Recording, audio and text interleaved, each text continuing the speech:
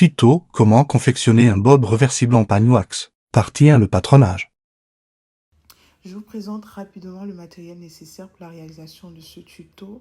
Vous aurez besoin d'un compas, d'une gomme, d'un crayon naturellement, d'un mètre ruban, des pinces de couture, un stylo, une traceuse et des ciseaux.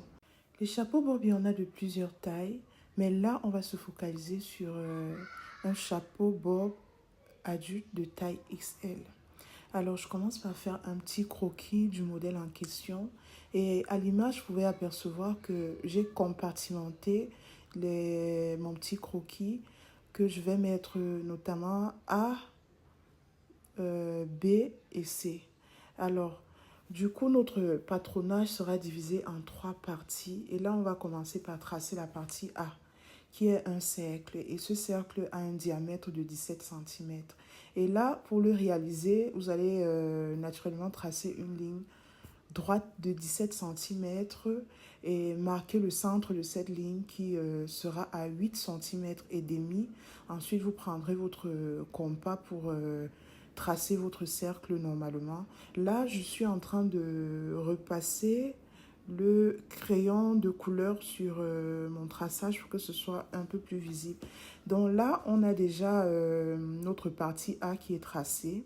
Mais ce n'est pas terminé parce que pour pouvoir coudre avec aisance et donner une bonne forme à notre chapeau, il faut les valeurs de couture. Donc là, je commence par épingler notre premier traçage sur un nouveau papier.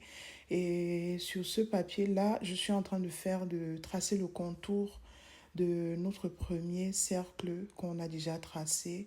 Et à ce contour-là, je vais ajouter une valeur de couture. La valeur de couture est de 1 cm et c'est ça qui va nous permettre de coudre avec aisance et donner une bonne structure ou soit une bonne forme à notre bob.